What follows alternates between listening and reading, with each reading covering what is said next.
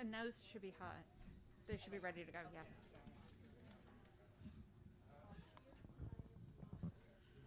Hi, everyone. Hi. Hello, book shoppers out there, too. Yeah, I hope everyone who's shopping will take a moment to come join us. My name is Wendy Wasserman. I'm the Community Sales Manager here at Politics and Prose. Super excited you all are here. You know us for our books and our book talks. One other thing we do is we run a speakers bureau where we book authors to come into private businesses as well. So if you need a need for that, we can help you with that too. So we're going to do a couple of special housekeeping announcements. Then we'll get into the program. Reyna and Lauren will chat for about 30-40 minutes, and then we'll have some Q&A. We're also live streaming this, so it will be on YouTube, so wave to our YouTube friends, and means that it will be living for a long time on our YouTube channel. So first, for housekeeping, this is where I tell you to turn off your phones. If you haven't done that, do that, but you've already done that, so that's great. And then after the event, we're going to ask you to help us fold up the chairs so we can put the store back. Okay, so today we are here with Reyna Grande to talk about her latest book, A Ballad of Love and Glory, here. If you don't have it, we have it up at the front. Some are pre-signed, and Reyna will also be doing a signing line after, and we'll personalize them for you. I love this book because it puts me and you and any of the readers smack in the middle of the Mexican-American War, which is a place we rarely get to go. So I really appreciated that. So the big thing that I need to tell you again is buy the book. I have it in big red letters. We can only do these events with support like you guys from buying the book. We're also really super happy that Reyna is here. She was at the Gaithersburg Book Festival over the weekend, and she just told me this is the last part of her book tour for this book because in a couple weeks she has a new one coming out called Somewhere We Are Human. This is the pre-order card. You can pre-order it here, and it looks like a really fascinating anthology from undocumented voices from and their experiences. So on to the main show of the day, as it were. Reyna Grande is an award-winning author, motivational speaker, and a writing teacher. And as a girl, she has crossed the US-México border to join her family in Los Angeles, a harrowing journal chronicled in The Distance Between Us, a National Book Critics Circle Award finalist. Her other memoirs include the novels Across 100 Mountains and Dancing with Butterflies, and the memoirs The Distance Between Us, a Young Reader's Edition, and A Dream Called Home. She has been featured on NPR's Morning Edition, the BBC, CNN, Univision, and the New York Times. And Reyna is here in conversation with Lauren Francis-Sharma, who's the author of the Book of the Little Axe. We have a few copies of those available too, which was the 2020 American Library Association's Libraries Transform Book Pick, and a finalist for the Hurston Wright Award in Fiction. Lauren's novel, To the Well Run Dry, was awarded the Honor Fiction Prize by the Black Caucus of the American Library Association. Lauren is a graduate of the University of Pennsylvania and the University of Michigan Law School, and her more recent work can be found at Barrel House, Electric Lit, The Lily, as well as the anthology Us Against Alzheimer's. Lauren is a book reviewer for the San Francisco Chronicle, a McDowell Fellow, serves on the board of the Penn Faulkner Foundation, and is the assistant director of Breadloaf Writers Conference at Middlebury College. I was teasing her that, like, in her spare life, she must save puppies or something because she doesn't have enough to do. So these guys, as I said, are going to chat for a while. And then if you have questions, we have a mic over here. We're going to ask you to come to the mic for the questions. That way these guys can hear them and we can capture them for the recording. All right. That's all from me. Thank you. Thanks so much. Okay, is this working? Yeah. Okay, great. Hi, Reyna. Hi. So nice to have you here in DC. The last time I saw you, it was right before the pandemic. We were together at a writer's residency, and you had your computer that you put into your suitcase with monitors. Desktop computer. And I remember looking at you and thinking, oh, she's got it. Like, she's got it. Have you ever been to a concert or, seen film footage of like your favorite artists, and you know they're recording their music, and you're like, wow, you get to see it kind of happening. That doesn't happen with writers that often, but I got to see this book in the making, and Reyna was on. She just had that. She was in her zone. So it's really nice to actually see this book come to fruition in this beautiful cover. So when we were there, you were telling me about this book. You were telling me that it was about the Mexican-American War, the St. Patrick's Battalion, a woman who is a seer, a healer. But I want you to tell the audience now what this book is about. Yeah, thank you so much. Can you guys hear me okay? Yeah. Thank you so much, Lauren, for sharing the stage with me today. It's just so beautiful to be able to reconnect after that time in New York, right before the world fell apart. And we were so fortunate to be in this writer's residency because it's such a rare thing to be given that gift of just spending, 10 days just writing, and you don't have to cook, you don't have to clean, you're just writing, and then gathering in the evenings with other writers to have wine and to talk about writing. I mean, that's the dream. And I was working on this book during that residency. I've been working on the book since late 2013, early 2014. And I actually didn't really know much about the Mexican-American War. I didn't know much about the St. Patrick's Battalion. I had never even heard of them. How many of you have heard of the St. Patrick's Battalion? No, just one person. So when I was touring for The Distance Between Us, somebody at one of my events came up to me and asked me if I had ever heard of the St. Patrick's Battalion, and I said no. And they told me that this was a unit in the Mexican army composed of deserters from the U.S. Army. And most of them were Irish, and its leader, John Riley, was an Irishman from County Galway. And a lot of these Irishmen, there were some Italian, there were some Germans, they had deserted the U.S. Army, and they switched sides to help Mexico defend itself against the United States. And when I heard about the St. Patrick's Battalion, I just became so fascinated because I started to ask questions, like, why did they do it? Why would they risk their lives to desert and switch sides? What drove them to stay in the war, even though once they realized they were on the losing side, they still stayed. And many of them faced a tragic ending. So as I just kind of started to ask all these questions, I realized that I really didn't know much about the Mexican-American War. And I knew only that there had been a war and Mexico lost. And half of its territory was taken by the United States. And I knew about this war because I had taken a history of Mexico class as an undergrad.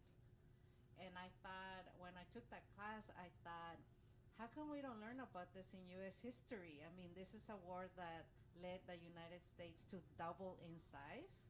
I mean, that's a pretty big moment in U.S. history. And where do we skip over it? And it wasn't until I started researching for the novel that I realized why we skip over it and why it has been erased from our collective consciousness.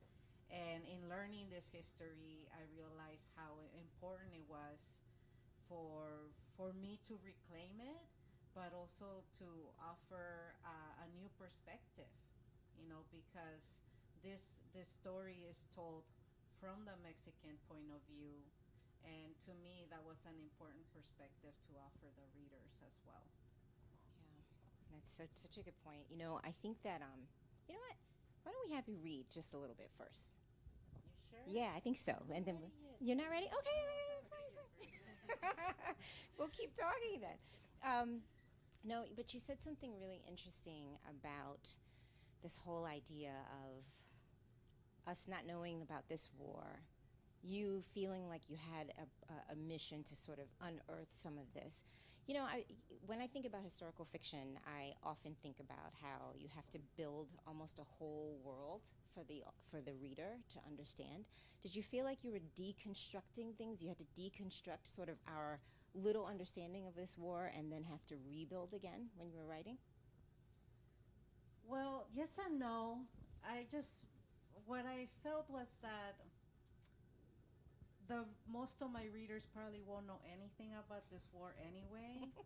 So I didn't feel that I needed to deconstruct much for them, more like construct it for them, but in a way where they understood how this war came to happen and to really like understand that historical context and the politics of the time as well.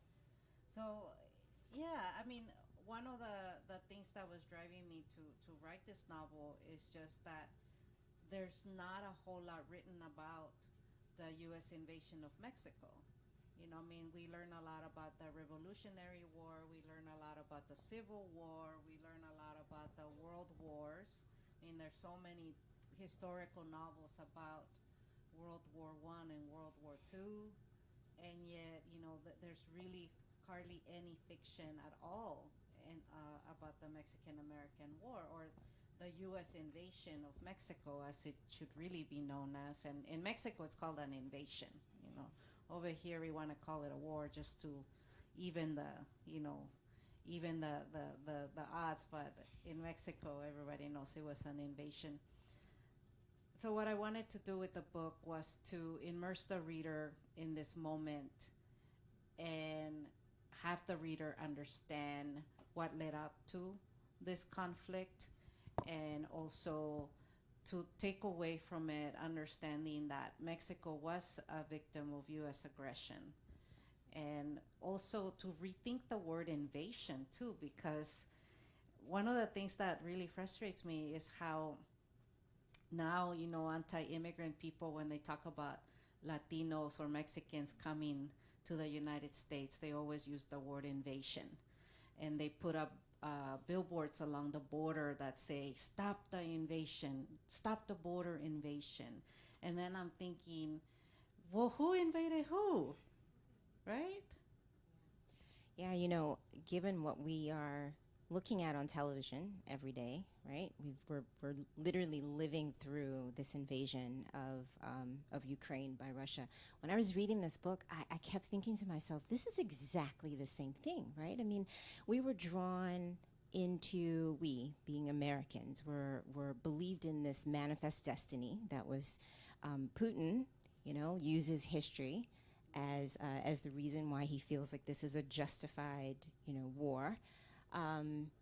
But you know, I guess what I really want to get to is the sense that, and you said it already, the sense that this indeed was an undoing of a country. You know, part of a country was completely undone. I mean, exactly what we're seeing today. And you know, I'm curious. I thought you did a really good job of the nuances of the response, the Mexican response to this invasion. Can you talk a little bit about the various ways that Mexicans responded to it? Oh, don't get me started on that one. One of the things that I really try to do as I was writing the book was, you know, as when you read it, you'll see I'm very critical of the United States, you know, because this war was unjustified. President Polk also lied to Congress to try to get Congress to declare war on Mexico. It was based on a lie.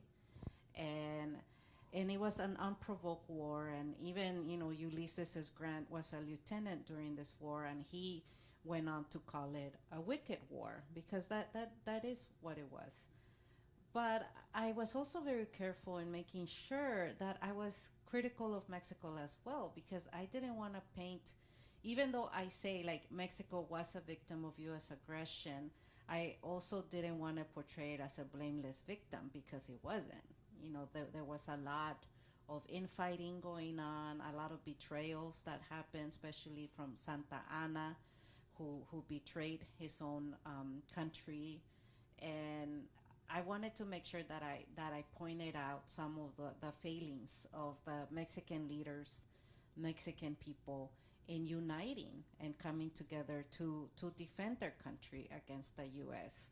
And everybody had their own agenda. And, you know, and I talked about this recently I gave a keynote to a group of Chicanos and Latinos, and I pointed out how through our history, sometimes we commit that folly of fighting each other instead of remaining united for a cause. So to me, that was something that I did want to point out in the book as well. Yeah, I thought you did a really good job of showing this. You know, this is a war story. Yes. Yeah, I mean, it's, you know, if you... It has a sunset on it, but I did ask for a battlefield. I didn't get it, but... yeah, if you're into yes, war stories, this it's is a war story. It's a war story. Infused with romance, but it is a war story. It is, yeah. I got about 200 pages in, and I was like, holy... Oh, sorry. I was like, holy Moses. Reyna actually wrote a war story, which I think is badass. Can I say that? Can I say bad? Yeah. I think that's pretty badass, and it's a story that that I hadn't heard before, and that you are a woman, and you wrote a really amazing war story, and you really she got us into those battles. I mean, we were deep into the battles, and that was all the important parts of telling how horrific it was. I mean, you know, your main character is running for her life. Mm-hmm. What I really want to know when you were researching this is about facts. You know, I do a little historical fiction as well, and often when, you know, the victor writes history, of course, and often when you're reading archives about people of color, it's not always, doesn't always seem to line up with what you know, people have said, what you think you know about the history.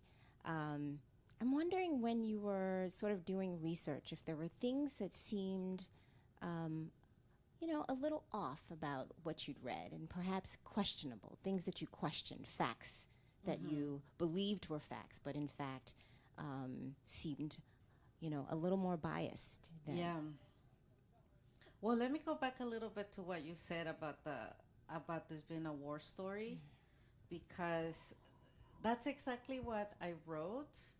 And I think I always, at every event, I always tell people, this is a war story. It has a love story in it, but it's not a romance. And I don't want people going into the book thinking that it is a romance, because there's a lot of, I really take the reader deep into that invasion and what an invasion looks like and feels like and smells like and sounds like.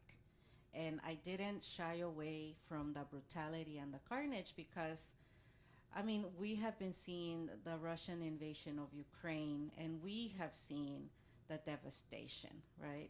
We see that is what an invasion looks like. And I didn't want to skip over those parts, because to me it was really important for the reader to understand what the Mexican people went through during this invasion that lasted 2 years.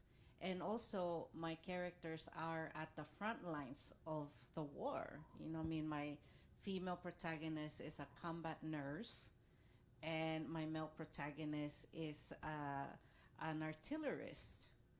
And so both of them are at the forefront of the war. They're risking their lives.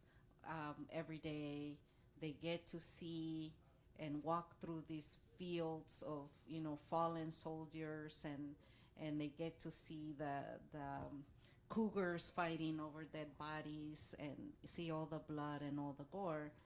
So it is, I think for me, it was something that I made a choice as a writer. I made the choice because I felt that I didn't want the war to be a mere backdrop to the romance, like to the love story. I wanted the war to be a central character as much as Ximena and John Riley are. And yeah, and I think I wish that's how the book had been promoted, as a war story, because that is what it is. Do you think if you were a man, it would have been promoted differently? Oh, yeah. If I were a man, everybody would be singing my book praises and everybody would be talking about how wonderful my battle scenes are instead of complaining of how graphic they are. And I did an event with the book club 2 weeks ago where half of the book club members were men. And one of them raised his hand and he said, I still can't believe you did it. Like, how did you do it? How did you write all those battle scenes? I'm looking at you and and he didn't want to say you're a woman, but that's where he was going. And he just was so blown away by the fact that I wrote those scenes and he couldn't believe it. You ready to read yet? Am I ready? Oh, well, how about I talk a little bit about Ximena and then I'll read. Okay, I have a question about her, actually. Okay. So, women in historical fiction. Mm-hmm. When you're trying to stick with the facts, you know how hard it is to move a woman about at different times. You know, we're talking the 1800s. She's a woman who's now lost her husband, so she's alone for the most part. And moving her in spaces is dangerous for her. It's dangerous. We understand that that she is limited in her ability to sort of, have a lot of agency. So how did you balance sort of historical accuracy of women being able to sort of or being prohibited from doing certain things and actually like giving Ximena real agency? And she has a lot of it here. Yeah. You know, Ximena was the hardest character to write. I bet, yeah. And I couldn't believe that John Riley, who is my Irish character, was easier to write than my Mexican character. But that's how it happened. And I think because John Riley is a real historical figure, and I was able to, in my research, learn enough about him to be able to at least write some scenes. And I knew what he did. I knew when he deserted. I knew what battles he participated in. But with Ximena, she's based on a poem written by John Greenleaf Whittier, and it's a poem about this woman, Ximena, who's out in the battlefield tending to the wounded. And I don't know anything about her except what's in the poem, that somehow she ends up in the battlefield. And I had to create her from scratch and really figure out what her backstory was, who her family was, where she lived, where she was from, how she ended up getting involved in this war. And it took me so long to figure her out. It was really overwhelming creating her. But once I figured her out, it wasn't until halfway through the book that I started to understand her and to really see her strength. And at the beginning of the book, she's a little bit more passive in that she doesn't want to be there when the conflict erupts. She wants to run away from it. And she wants her and her husband to run away together, get away from what she knows is coming. And it's not until, her husband gets killed by the Texas Rangers that then she makes that decision that is where she needs to be. She needs to be at the forefront of this war and to help and to use her healing skills to help. And after that, she starts to become more proactive. And it wasn't until Santa Ana comes into the book that then she just becomes a really strong character. And there comes a point in the book where she's the one who's driving the story, whereas at the beginning of the book, it's more John Riley who's driving the story. But she really came into her own, and it took me a while to get her there. She's very sensual as well, by the way. Yeah. Okay. So it's like, ooh, this is a little steamy here. But, one of the things I love about her, or love about what you did with this book, is, magical realism is a label that gets slapped on anything having to do with like dreams, visions, ancestral realms, anything. Oh, it's magical realism.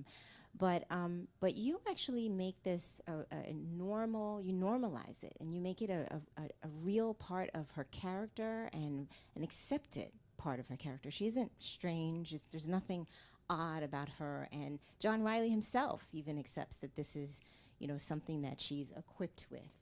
Can you talk a little bit about your choice to sort of make her not just a healer, but a seer? Yeah, I think that is something that, at least in my culture, it's definitely not rare. Yeah. And especially with Curanderismo, they're part of Curanderismo is the gift of sight, of dreams.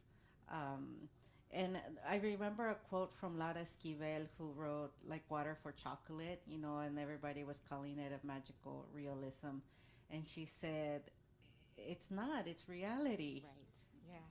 Yes. And that what she said always stayed with me. And as I was writing Ximena, and she has the gift of having these dreams, that tell her what's coming. And to me, as I was writing them, I thought of Laura Esquivel, and I thought, well, this is her reality.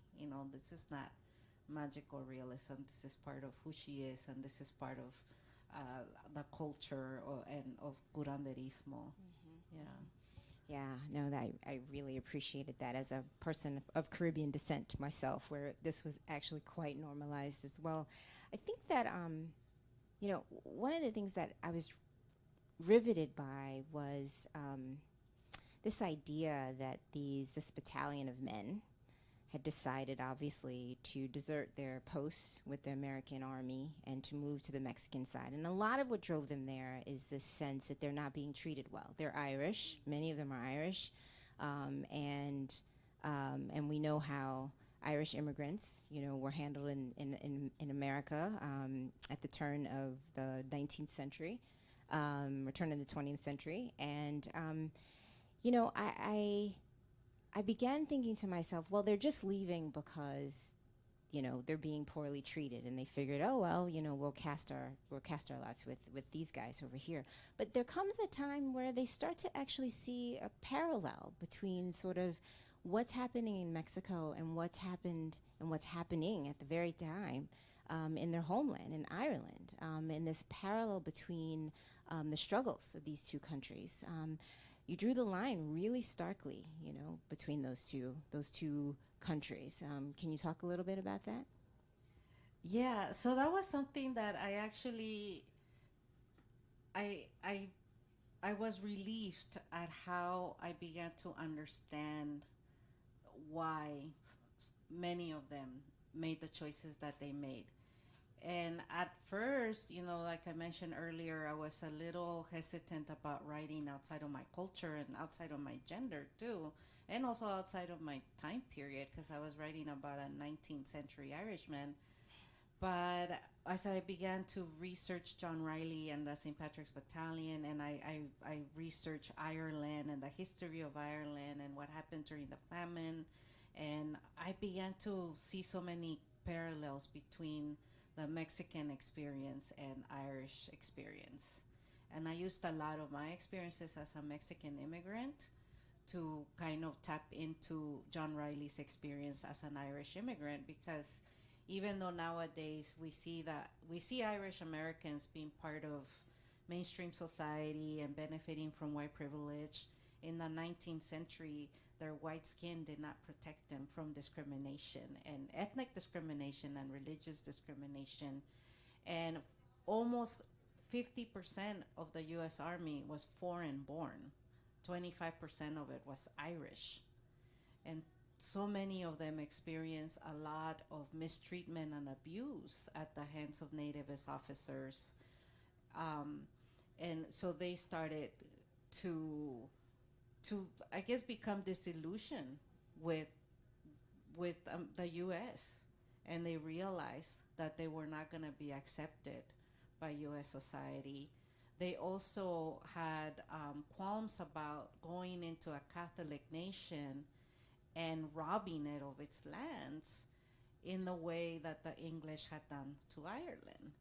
Ireland had been oppressed for almost 2 centuries by England, the Irish people had become landless peasants, and they saw that Mexico would face that a similar fate, and some of them, like John Riley, didn't want to be a part of that, and so he threw himself into the Rio Grande and he swam south, and he joined the Mexican army or to help Mexico defend itself. So to me, the connections were very strong, and I was able to bring out a lot of his the immigrant trauma, the immigrant nostalgia, that desire to give the best of himself to this country, and then realizing that no matter what he did, that he was never going to be fully accepted here, and that there was no place for him here. And so that kind of came from like my own experience as an immigrant. And of course, his religion played a big part in his decision to desert, because as a Catholic, he just couldn't bear the thought of going into a Catholic nation and despoiling it of its lands. So all of these connections I was trying to kind of make between the Irish experience and the Mexican experience. Yeah, it was very starkly done. I really understood it so much better. Since you're not going to read, I'm going to read. So, you wrote something in your author's note at the back, and you said, "I've written about immigration throughout my career, mostly about my own experience as an immigrant. But writing and researching this novel gave me the opportunity to explore another migration experience.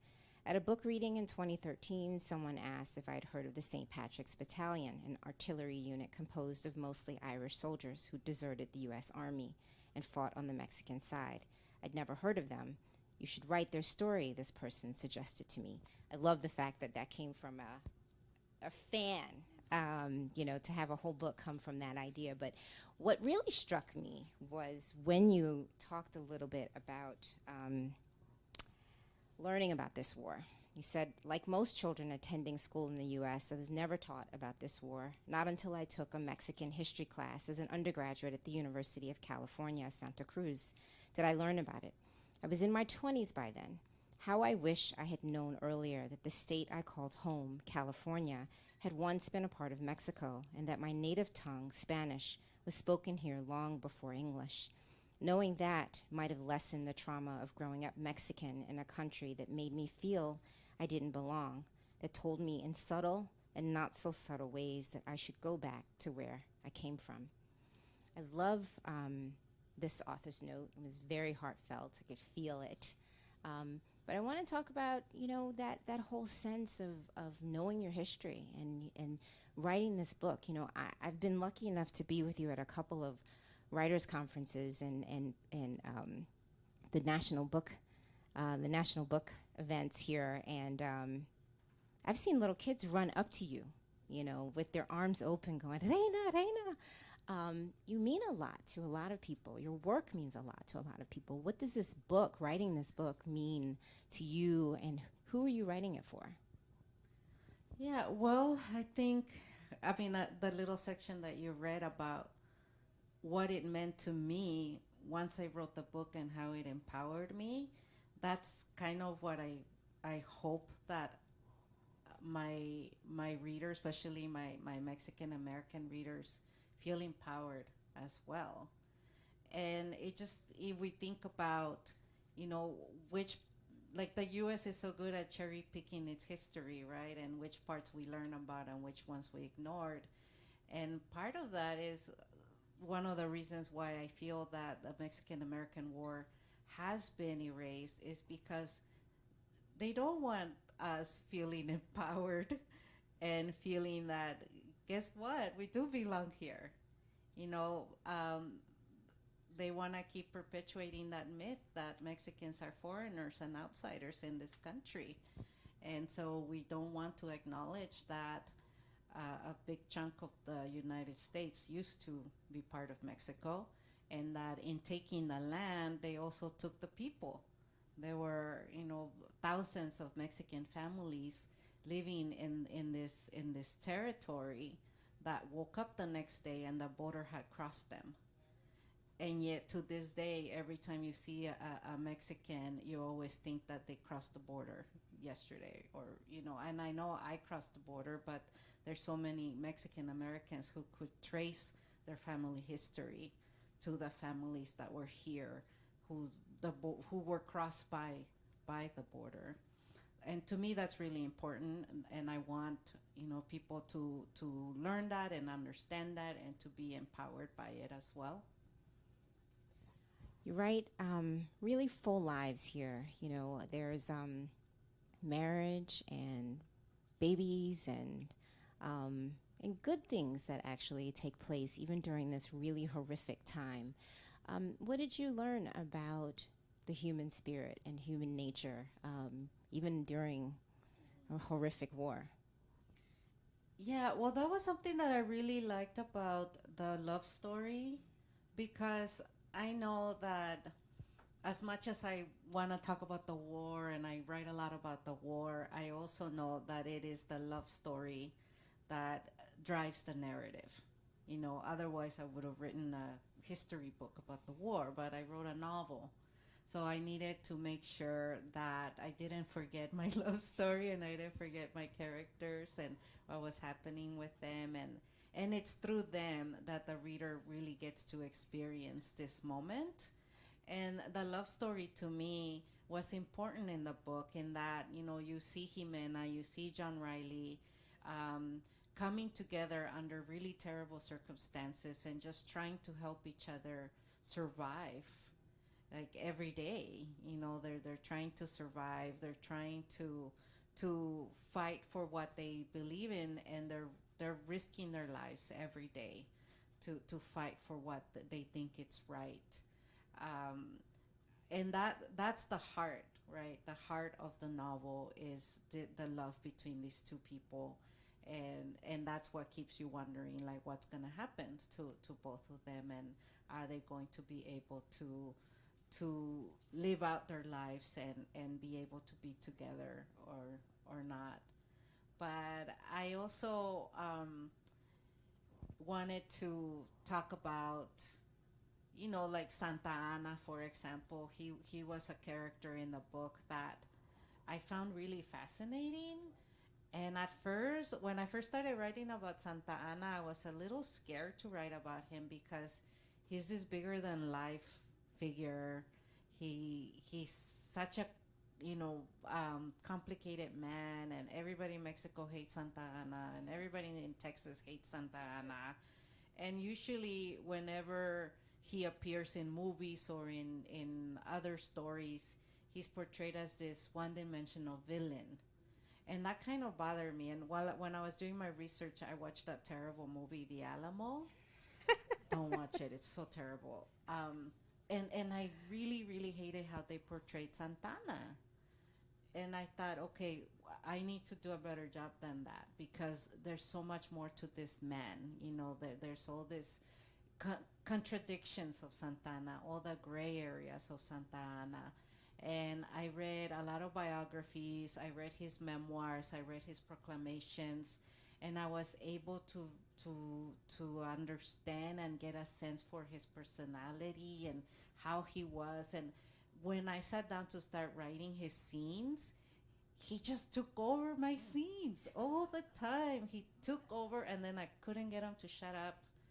And it was so effortless the way he came to me. It felt like that. You know, I won't give anything away, but when he first comes in, that initial scene is spectacular. I love that scene. I think that's one of my favorites.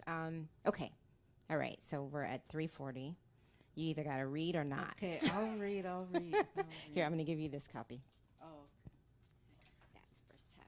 All right. So one of the things I really enjoyed when I was researching the book, and I read over 100 books so that you only have to read one. Okay, I did you a favor. And it was, at times it was very tedious, all the research that I had to do. It was so tedious.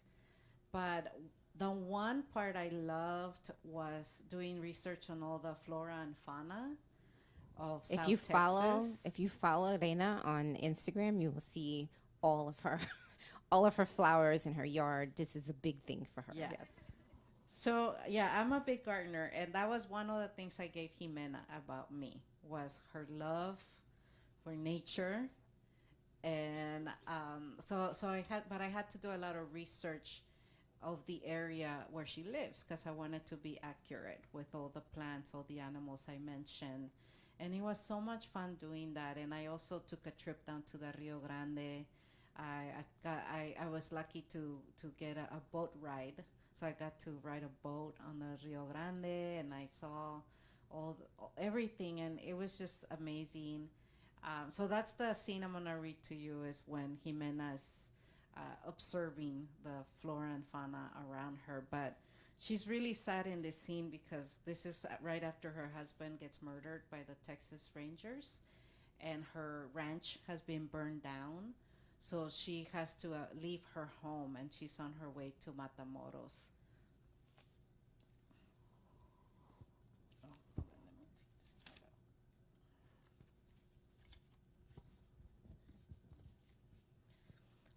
At daybreak the next morning, they rode out from the rancho in silence. Cortina and his men up front, Ramiro and the few remaining ranch hands in the rear, behind their families riding in the wagons. Ximena was seated on the extra horse Cheno had brought and did not speak to any of them.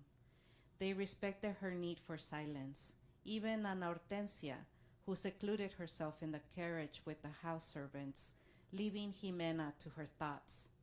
She kept her eyes looking ahead and did not turn back to see the smoke and ruin behind her.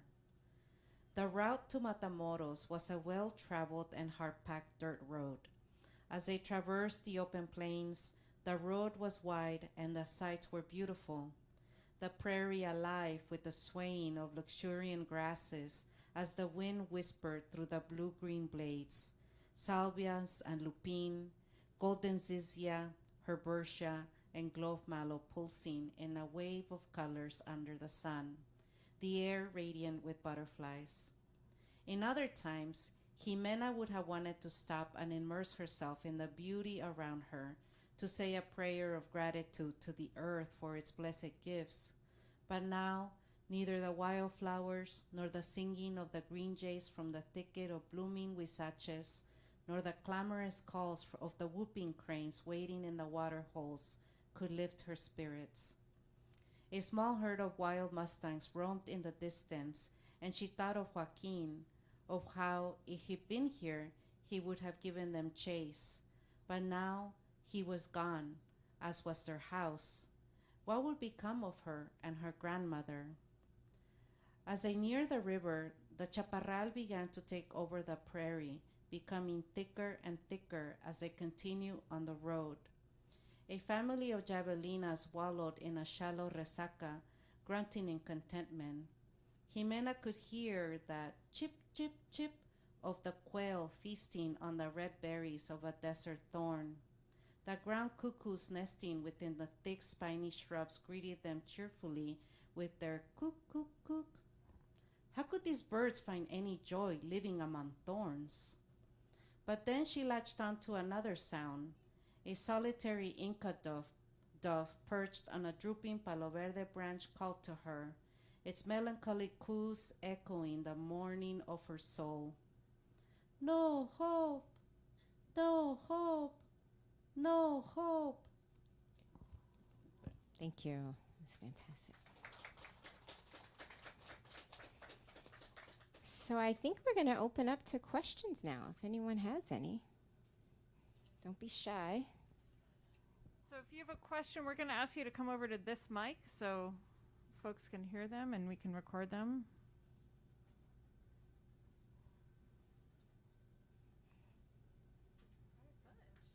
No? Oh, we got a winner. Hi,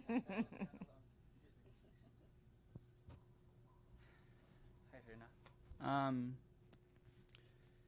I was raised in Torreon, Coahuila, so it was good to see that on a map, just in a book. And then I grew up in Anaheim, Southern California. Reading this book, which I don't read fiction that much, but Texas became a weird place for me in this place. It wasn't as US and Mexico, it just, the story of Texas played a huge, and the people who lived there at that time. And I heard you earlier that it's not just the US story, it's not just the Mexican story.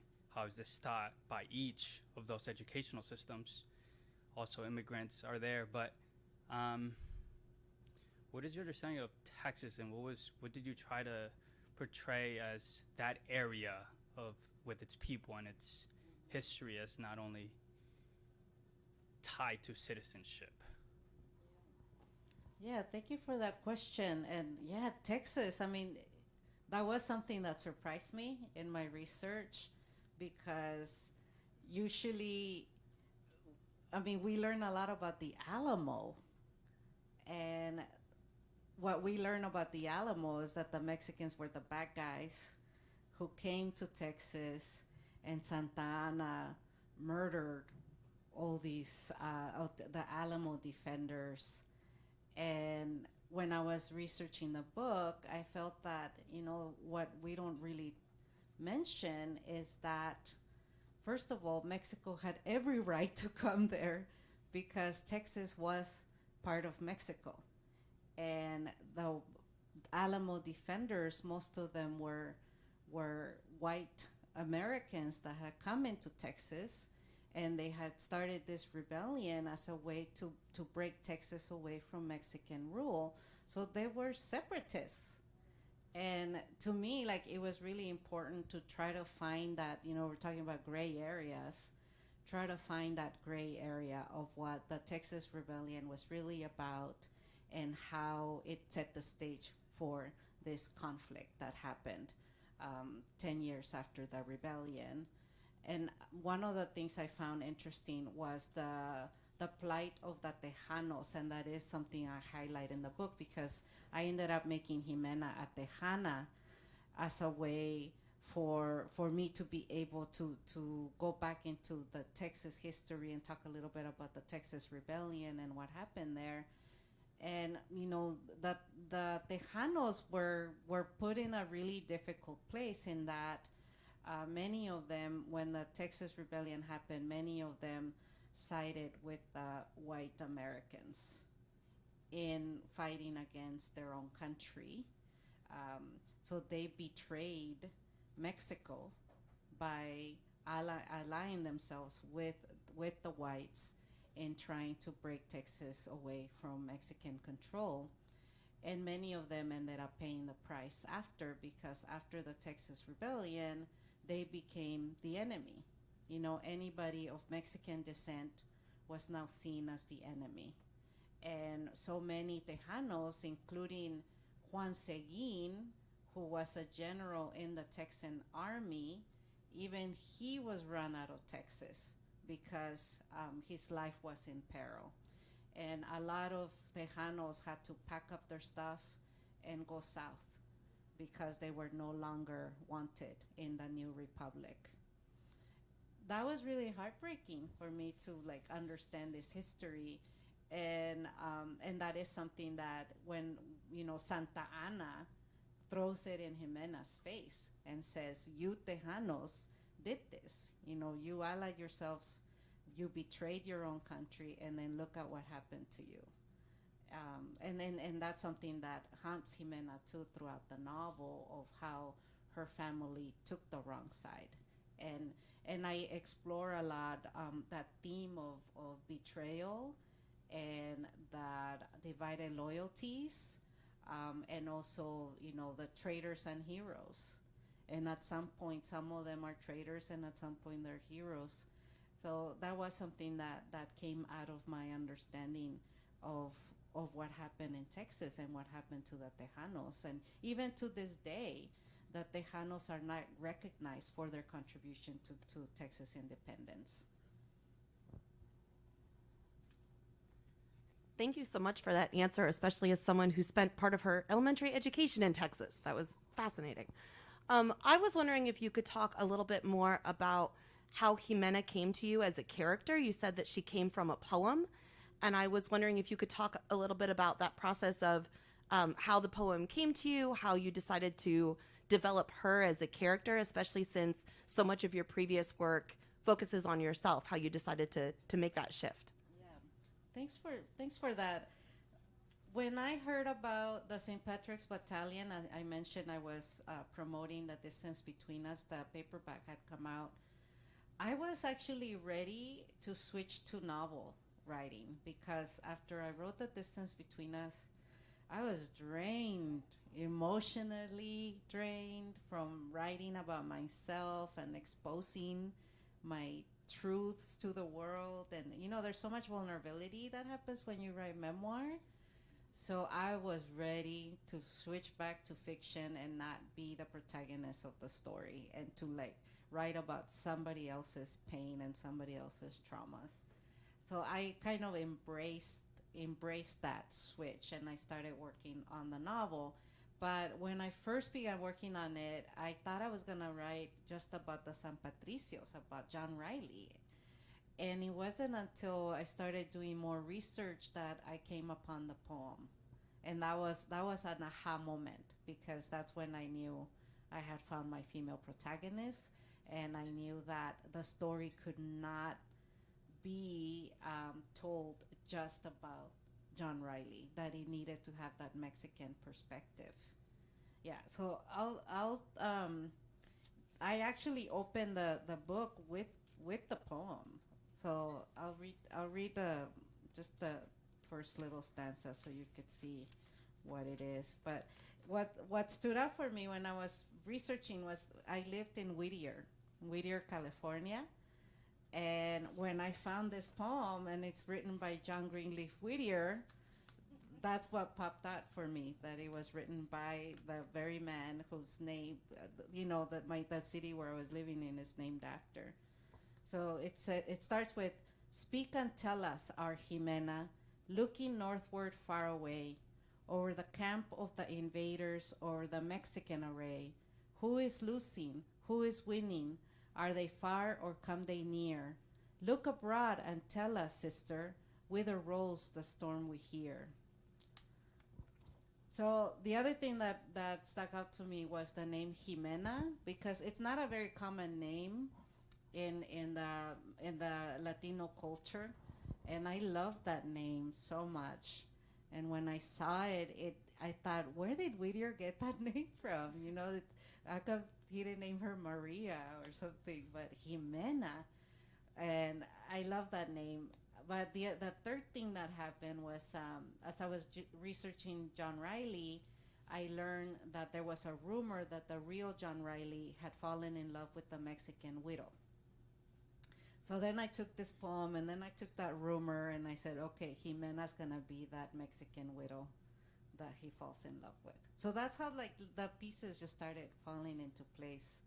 And then, of course, once I learned more about Texas, I knew she had to be a Tejana. And she witnesses the Battle of the Alamo, and that comes into play later when she's forced to become Santa Anna's private nurse, and she questions him about what he did during the Texas Rebellion and how it set the stage for what was happening now.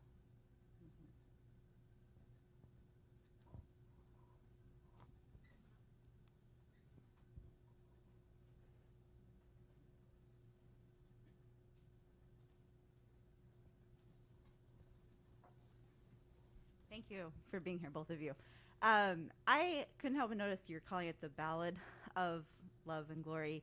Then you have Joaquin as the past husband. So I'm just curious, like, about Mexican folklore and the ways that you weave that into the story, or orality, like the corridos and so forth. Like, are you playing with some of those ideas there too, or?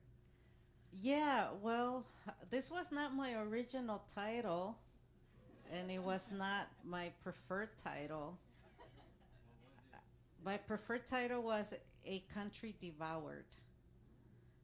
And That says something. don't ask me how it ended up becoming a ballad of love and glory, but the good news is that the book is coming out in Spanish, and in Spanish it's called Corrido de Amor y Gloria, which sounds a lot like stronger in Spanish.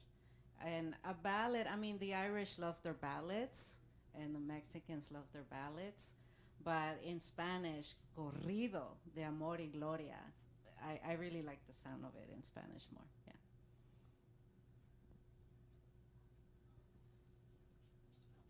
Any last questions? Anybody have a last question? Well, thank you both. What a great conversation. I do feel like I've been sitting in history for the past hour, so that's lovely. Reyna is going to be available to do signings. We're going to change this up real fast, and she can sign your books. And Lauren too. And Lauren, we have some of Lauren's books as well. And then you can also pre-order Reyna's next book that she is the anthology editor for, which you said comes out in 2 weeks. June 7th is my next. So get ahead of the curve. And one last housekeeping thing, if you could help us with the chairs, that would be very, very good. All right, thank you both. Thank you. Thank you so much. Thank you, Lauren. Thank you, Reyna. Thank you. Thank you for coming.